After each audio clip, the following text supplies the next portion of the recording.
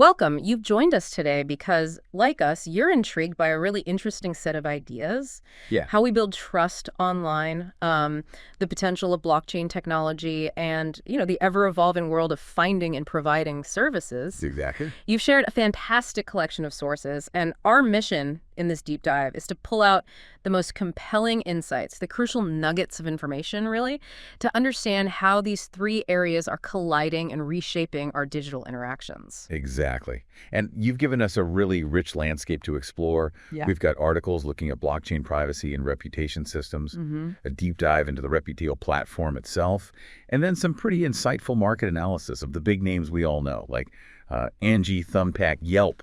There's definitely a lot to unpack. There is. And as we've been looking through it all, a central question keeps kind of bubbling up, and it's what we really want to delve into with you. In this increasingly digital world, how can online platforms effectively build and maintain trust, right? Ensuring the quality of services offered without compromising user privacy, especially now when everyone's rightly concerned about their data. That's the core tension, isn't it? Okay, so let's unpack this, starting with reputation systems and the potential and maybe the challenges of integrating blockchain tech. So one of the articles you shared, the one titled UAs, Yeah. about user data privacy and Reputat, it dives right into this. Okay. It explores using blockchain for reputation systems, Mm. which on the surface sounds like a perfect match, right? You get this immutable, tamper-proof ledger. Totally. For recording transactions ratings, theoretically a very trustworthy system. But, and this is the big but, that very immutability, the thing that makes it secure, Yeah. it throws a massive wrench into the works when it comes to the right to be forgotten. Hmm. A user's right to have their personal info deleted. Right. If data is permanently etched onto the blockchain, how can you truly delete it? Exactly. Has the fundamental problem. The article points out that complete irreversible removal, it's pretty much impossible on a blockchain. Okay, so not impossible, but practically impossible. Right. But then it explores some really clever strategies to, let's say, minimize the privacy impact. Like what? Well, one key approach is anonymization. So the platform's own database could basically sever the link between your real identity and your pseudonym in the system. Okay. The blockchain still holds the record, maybe something like Transaction X got 5 stars, but there's no clear path back to you, especially if they use things like hashes, unique digital fingerprints, or maybe encrypted IDs. That was also mentioned in the right to be forgotten in the blockchain era piece. So the core info transaction reading stays for the provider's rep, but my personal link is broken. That Oh, sounds, That's so. yeah, pretty clever. What else did they suggest? Another big one is simply not storing personally identifiable information, PII, on the blockchain in the first place. Right. Keep it off chain. Exactly. Your name, address, phone number. All that sensitive stuff stays in a separate off-chain database. And that database can be managed. You ask for deletion, it gets deleted. Makes sense. The blockchain itself, it only holds aggregated non-personal data. Like the overall average rating for plumbers, for example, doesn't compromise anyone specific. Okay, keep the sensitive stuff separate and manageable. They also mentioned marking old data. How does that work? Yeah, the idea of marking order data as obsolete or invalid. Now, it doesn't erase it from the blockchain, remember, immutable. Still there. Still there, but it acts as a signal. Tells the system, hey, this info shouldn't be considered current anymore. The article admits it's not like a perfect blockchain solution, but it's another potential layer for managing historical data relevance. Okay, so we're seeing some interesting workarounds trying to balance blockchain's nature with privacy needs. Now, the article also touched on the technical side of actually building these things. What's the takeaway there? Yeah, it's important to remember this isn't just plug and play. Building these blockchain reputation systems, it can be technically complex. Right, and it can demand significant computing power, which could mean higher costs or maybe slower performance if it's not managed really carefully. Scalability and efficiency are definitely trade-offs to consider. Okay, so not a magic bullet. Yeah. Potential, but challenges too. Let's shift focus now to the Reputat platform itself. It seems like they're grappling with these exact issues in their design. You mentioned a couple of sources. The Lomasheda one and the FOMA was Reputat's core vision. Well, from those documents, Reputat clearly positions itself as a platform heavily focused on reputation management and building trust in the online service market. Okay. Their main mission seems to be creating a transparent, reliable place where service quality is clear and trust between users is like paramount. And how are they trying to build that transparency and trust? What specific tech and features are they using? They emphasize a few key pillars. First, blockchain tech, specifically Hyperledger Fabric. Which is more for enterprise stuff, right? Yeah, often used there. It's a permissioned blockchain. They're using it for data protection security. Second, tokenization. They got a dual token system. Oh, RP tokens for like immediate rewards and REP tokens for more long-term achievements and platform contributions. interesting. And third, gamification, using game mechanics to keep users engaged and encourage positive behavior. Tokenization and gamification. Sounds like a potent mix for encouraging quality service and engagement. What features does Reputat already have, according to these sources? Well, they've got a marketplace for services and goods already set up, Okay. and a core system called mining reputation, also called proof of service. Basically, specialists earn tokens for good work. Right, rewarding quality. And they have a loyalty program with achievements. The example given was early bird shopping. You get 10 RP for making 3 purchases in 14 days, stuff like that. So they're building this ecosystem of reputation, rewards, engagement. Now, one article specifically mentioned an option for urgent services. Why focus on that immediate need? Well, the user analysis clearly showed people often need help right now, you know? Yeah, the leaky pipe at midnight. Exactly. Electricians, plumbers, emergency childcare.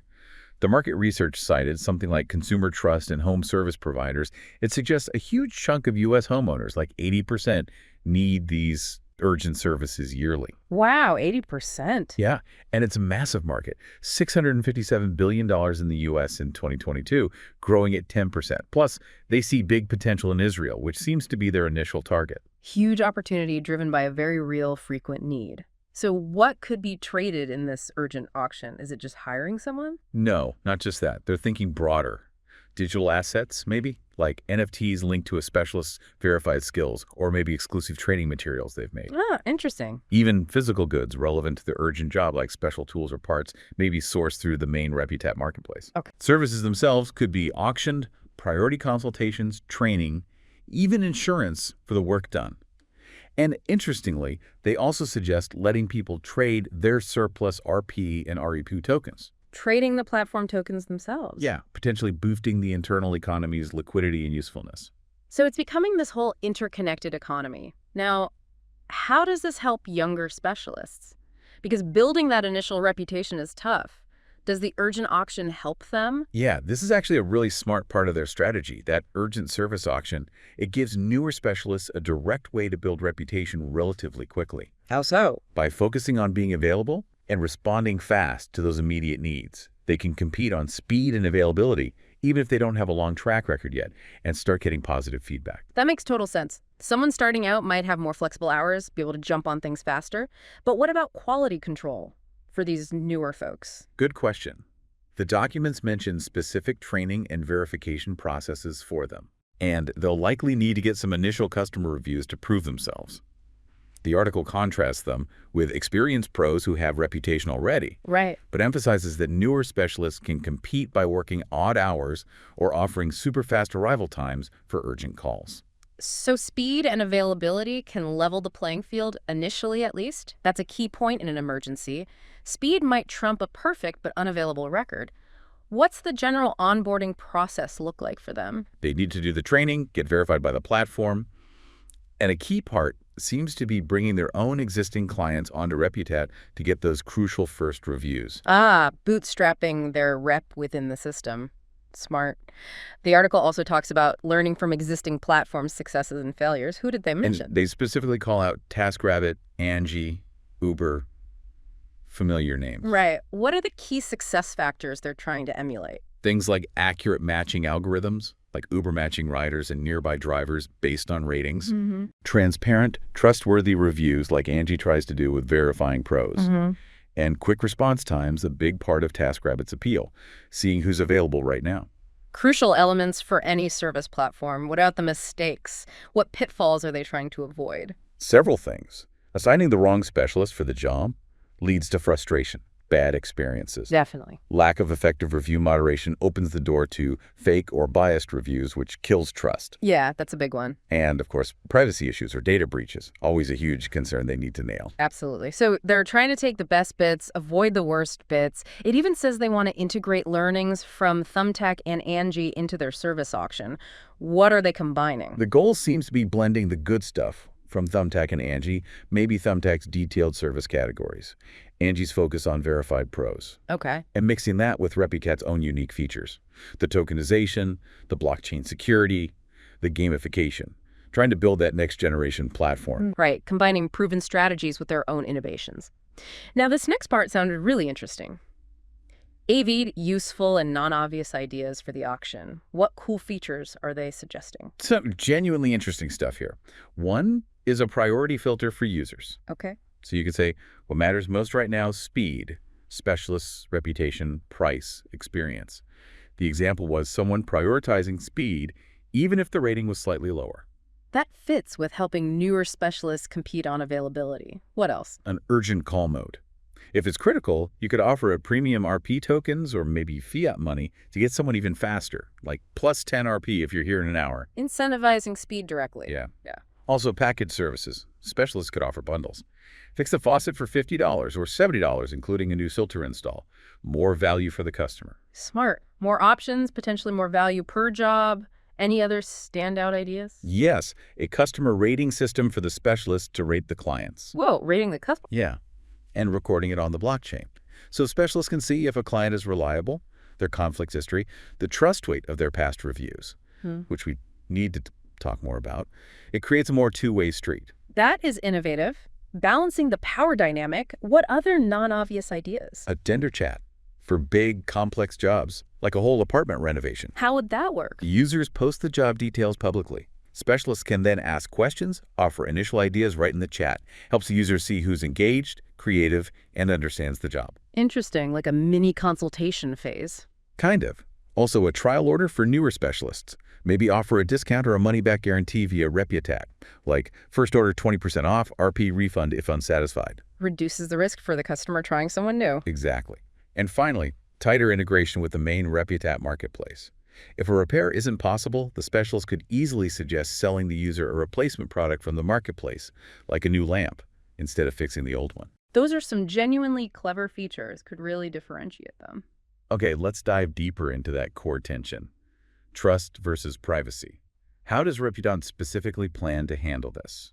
Right, this is critical. The doc goes into a lot of detail. They introduce trust weight, or key. Trust weight. Yeah, and it's derived from their client reputation score. Basically, the more reliable a client is, the more weight their reviews carry. Okay, so not all stars are equal. How do they figure out a client's reliability for this trust weight? It's based on several things. Their verification level, just email confirmed, phone verified, full KYC with ID. Higher verification means more trust weight. Makes sense. Their activity level, how often they log in, browse, order. Their review behavior length, detail, frequency of reviews, if others found them helpful. So quality of interaction matters. Yeah, and also an influence index, maybe network connections, a behavior score tracking positive interactions, lack of complaints, and even social proof, like if they've referred others. Wow, that's a comprehensive assessment of client trustworthiness. You also mentioned a review quality score. How does that fit in? Right. The review quality score, W. They use sophisticated NLP, natural language processing, think AI like BERT or LLMs, to analyze the review text itself. What are they looking for? Length, detail, specific examples, lack of vagueness or toxicity, and also whether other users liked or rated the review as helpful. So analyzing what is said, not just who said it, where does this trust weight actually get used in the system? Several key places. It determines the actual impact of client's review on a specialist's rating. High trust weight, positive review. A bigger boost. It's also part of the formula for specialists mining REP tokens. Maybe more rewards for reviews from trusted clients. They also use it to filter reviews, maybe highlighting reviews from trusted users, downplaying less reliable ones. And in disputes, a user with higher trust weight, their input might carry more weight in arbitration. Okay, that makes sense. Now, you also said Reputat evaluates clients too, with a client reputation CR score. That's unusual. Why do that? Exactly. Most platforms are very customers always right. Reputat introduces the CR score for balance. The docs mention problems like clients making false claims, not paying, leaving biased reviews. Right, stuff that makes life hard for providers. Exactly. It creates uncertainty and frustration for specialists. The CR score aims to fix that. So it protects the specialists too. How does it help them specifically? It gives specialists insight into a potential client's reliability and past behavior. They can see their track record, conflict history with other specialists, and the trust-weighted reviews they've left. It empowers specialists to make informed choices about accepting jobs. And where is the CR score actually used or visible? It feeds into calculating trust weight, like we said. It influences REP token mining rewards, maybe a bonus for jobs with high CR clients. Okay. Crucially, the specialist sees the client's CR score before accepting an order. They can accept or decline based on that reputation. Giving them more control. Yeah. It also plays a role in their DAO mechanics, maybe affecting voting power. And in arbitrations, opinions from high CR clients might carry more weight. Fascinating. It really does change the usual dynamic. You mentioned an example client, Irina. What did her score show? Yeah, Irina had a CR of 8.0, achieved through things like phone verification, lots of orders and reviews, positive ratings from specialists, no complaints, even inviting friends. The point was, her high CR means her reviews have high trust weight, visible to specialists, making her a desirable client. Fosters professionalism and mutual respect, potentially. Now let's get specific on privacy protection. How does Reputat aim to do that? They have a multi-layered privacy protocol. When a service happens, users get a pseudonymized ID linked to the proof of service record. Okay. And this is key, the actual PII and the free text review content, stored separately, off-chain, in an encrypted database. So sensitive stuff isn't on the permanent blockchain ledger. Right. What is on the blockchain is just a cryptographic hash of the proof of service and the numerical rating. What if users want more anonymity? They offer an anonymization option. If you choose it, Reputat deletes the link between your real identity and your pseudonym in their internal database, permanently. So the blockchain record proof the service happens still exists? Yes, the proof of fact remains, but it's no longer traceable back to you specifically. Where is this privacy system applied across the platform? What does it mean for users? Impacts several areas. Reviews, encrypted off-chain, linked to hidden IDs, proof of service, option to unlink identity if done anonymously, reputation scores, aggregated anonymously, arbitration, PII only disclosed with explicit user consent, public profiles, user controls what's shared. Sounds like a real effort to prioritize privacy. Why is this so critical for them? The docs stress complying with GDPR, CCPA, those kinds of regulations.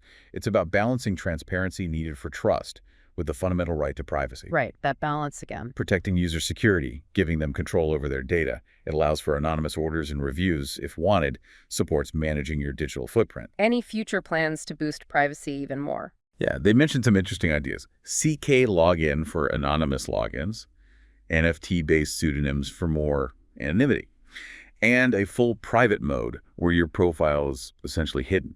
Seems like an ongoing commitment. Can you summarize the key features of their privacy protocol? Sure, basically. Oh. Strong pseudonymity, on-demand anonymization, encryption for sensitive data off-chain, resistance to de-anonymization, adapts to international standards, and technical ways to implement the right to be forgotten where possible with blockchain. That's a comprehensive approach. Okay, another key trust element, payments. Tell us about the Reputat Escrow protocol. Right, the escrow protocol, it's fundamental for secure transactions. Its main job is holding the client's funds safely after they agree to a service. Okay. And only releasing those funds to the specialist after the service is confirmed is done satisfactorily. Acts as a neutral middleman holding the cash. Exactly. Protects both sides, prevents fraud and disputes, builds trust. What payment options do they support? They aim for flexibility. Crypto, their own REP tokens, and traditional fiat money through gateways like Stripe or Lemonway. Once the job's done, how does the specialist get paid? It relies on confirming completion the proof of service, POS. Ideally, both client and specialist confirm via the platform. What if they don't? The system can also automatically use data points as evidence. GPS location, timestamps, maybe digital signatures, QR scans, NFC taps, the client's review, transaction status. Once POS is confirmed, Escrow releases the payment automatically. What if there's a disagreement? Client says it wasn't done right. They have a defined dispute resolution process. If both confirm, payment goes through. If both deny, unlikely but possible, funds return to client. But what if one says yes, the other says no? That, or someone doesn't respond, triggers arbitration. And what does arbitration involve? Humans. Automation. Both. Automatic arbitration looks at the objective POS, data GPS match, timestamps, client history, trust weight. If that's unclear or it's complex, it goes to manual arbitration. Human moderators. Yeah, maybe from the DAO or a support team. They review logs, communication, evidence like photos or videos. Then they decide. Full payment, partial payment, full refund. Seems thorough. Is there a record of all this? Yes, absolutely crucial. Everything in the escrow protocol deposit dispute resolution is logged immutably. Uses both blockchain transparency and secure log files for a verifiable audit trail. Is the underlying tech complex? The doc suggests the smart contract logic is designed to be relatively simplified. Emphasis on clarity, security, efficiency. Security is key with money. What measures do they have? Several. Multi-signature wallets for holding funds needs multiple approvals for transactions. Immutable logs, like we said, two-factor authentication for payments, and their AI module helps detect fraud patterns in transactions. Sounds robust. Any future plans for the escrow protocol? Yeah, they're considering things like DAO-based arbitration community votes, deciding disputes, NFT guarantees for extra security on some deals, a rating system for the arbitrators themselves, and maybe partnering with licensed intermediaries for fiat guarantees. Continuously evolving for trust and security. We mentioned the AI spotting fraud. How else is Reputat using AI? Oh, significantly. Especially analyzing reviews and platform behavior. Using NLP on review text, machine learning for behavior patterns, graph-based trust modeling for user connections, and anomaly detection for suspicious activity. What kind of suspicious activity would AI flag? Examples given include someone suddenly posting tons of reviews very quickly, like 20 in an hour. Right, unusual. Or reviews that are super generic, excellent service, no details. Or spotting the same phrases repeated across multiple reviews, suggesting fake or coordinated efforts. Smart, proactive way to maintain review integrity. Okay, let's switch to governance. How does the community have a voice? There was mention of a DAO and NFT statuses. Right. The core idea is decentralizing governance, maybe even licensing, empowering stakeholders, specialists, clients, ambassadors, moderators, partners to participate in decisions via a decentralized autonomous organization, a DAO. They also envisioned local micro DAOs for specific regions or service types, and NFT statuses would represent your contribution, trust level, influence in the DAO, maybe even linked to licensing Reputat tech. So, moving away from top-down control, giving the community real influence. Any examples of how this works? Yeah, they gave one. Someone proposed adding an eco-help category for Tel Aviv. It went through filtering, then a DAO vote. How did the voting work? 74 users voted. Majority favored it. Crucially, votes weren't equal. Your vote weight depended on your NFT status, how many REP tokens you held, and your trust weight score. Because it got enough weighted votes, the proposal passed. So reputation and contribution influence. What are the advantages of this decentralized approach? Potentially huge. Users become co-creators. Reputation means a stronger voice. Allows decentralized scaling via micro DAOs, more transparent governance usually, and it protects against centralized abuse of power. This is very forward-thinking. Okay, let's look at the market Reputat's entering. You had some market-size data. What's the big picture? Massive growth predicted. On-demand home services. Projected $8.4 billion by 2030, growing like crazy 47% annually. Wow. Location-based services market, even bigger. $685 billion by 2034, 24.5% annual growth. Global handyman market, $1.8 billion by 2033, still strong, 14% growth. Impressive numbers. What about related industries? Global cleaning services, $111 billion by 2030, 6.5% growth. U.S.-specific handyman market, $264 billion in 2024. Maids, nannies, gardeners in the U.S., nearly $31 billion in 2023. Clearly massive demand. What about challenges for providers or consumer behavior from the data? Interesting stat.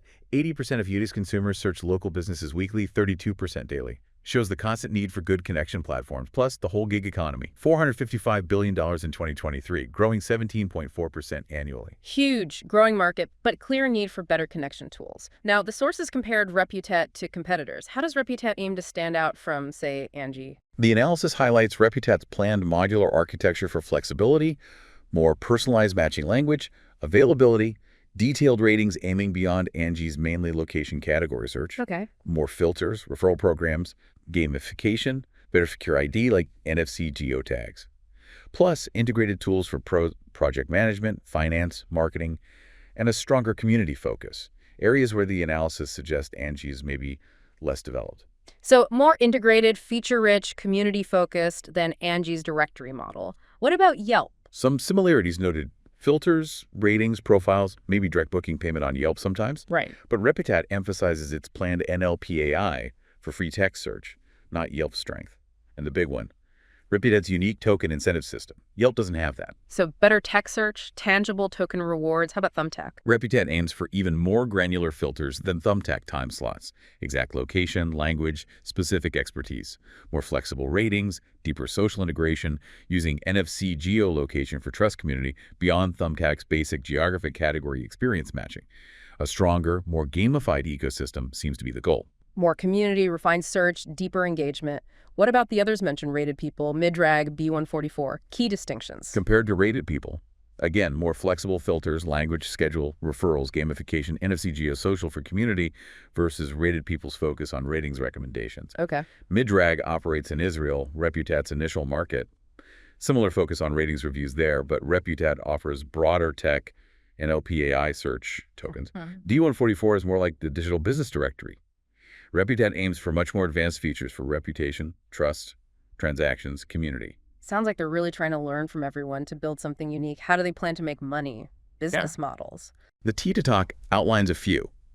Licensing fees, maybe monthly annual subscriptions for businesses or individuals using the platform tech, tiered by usage or features. Okay. Commission on online payments processed through the platform, pretty standard for marketplaces. Right. And advertising internal promotion. Relevant ads based on user behavior, or paid promotion for specialists wanting more visibility. Standard revenue streams. There was also a note about financial stability. Yeah, basically saying the platform's success shouldn't accidentally harm the parent company's finances unless it's a deliberate strategy like low initial prices for user acquisition, or a reminder to balance growth and overall financial health. Good point, sustainable growth. And the TaskRabbit app update date. Why mention that? Probably just a small nod to how fast this market moves. Platforms need constant updates to stay relevant.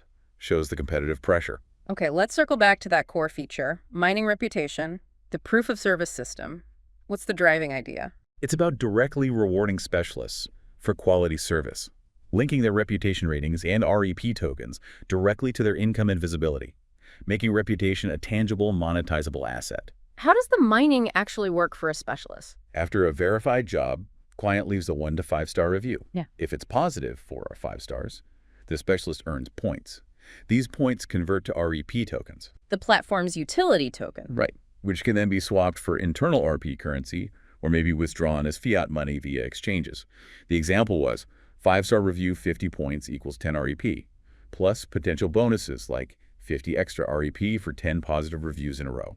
Very direct financial incentive for quality work. Any other benefits besides money? Yes, status and recognition. More positive ratings, more REP tokens means a higher status or tier on the platform. That leads to more visibility, more client trust, maybe access to exclusive features. Powerful motivator aligning specialist incentives with platform quality goals. The article compared this to Yelp and Upwork systems. Key differences. Several. Tech. Reputat uses blockchain and REP tokens. Others use centralized databases. Financial rewards. Reputat offers direct token-to-cash conversion. Others are indirect. More jobs from good rep. Verification. Reputat emphasizes verified transactions. Others might be partial or less strict. Focus. Reputat is provider-focused. Yelp is broader. Upwork wider freelance. Manipulation protection. Reputat uses moderation plus blockchain transparency. Others use moderation plus algorithms, potentially more vulnerable. So that direct monetization via blockchain tokens really is the unique hook. Lastly, where is Reputat now? Development status, investment needs. Based on the DAOs, they've done market research, competitor analysis, business plan, target market selection, some initial development. Foundational work done. What's next? Year 2. Complete product development, launch, initial marketing, gather user feedback for improvement, do a formal fundraising round, expand local marketing. And how much are they looking to raise? $195,000 is the target investment. How will they use that $195K? The plan is $130,000 for core product development, $20,000 for pilot marketing to get users, and $45,000 for management general costs, team recruitment, basic founder funding. Clear allocation. The docs also mentioned something about the investment process itself. Yeah, just a brief note on understanding equity dilution and company valuation when investing. Shows they're aware of key financial aspects for potential investors. Good. And that executive summary slide likely pulls it all together visually. Exactly. A typical exec summary slide would show the problem, Reputat solution value prop, target audience, market size opportunity, business model, milestones past future, the team, and the investment ask. A quick snapshot of the whole deal. Well, this has truly been a deep dive. We've explored this really fascinating intersection of reputation, privacy, and the evolving market for service pros. Indeed. And I think the key takeaway for you, our listener, is seeing how platforms like Reputat are really trying to innovate. They're using tech like blockchain for security, rewarding quality with tokens, but also, and this is crucial, directly tackling the need for user privacy and building trust that works for both the provider and the client. Absolutely. It really sparks some big questions about where things are headed online. So here's a final provocative thought for you to chew on. How might this direct monetization of online reputation using things like blockchain fundamentally change how we evaluate and choose services online in the future? Yeah. What are the broader implications for, trust economies? What's the real value of our digital standing going forward? Lots to think about. Thanks for joining us for this deep dive.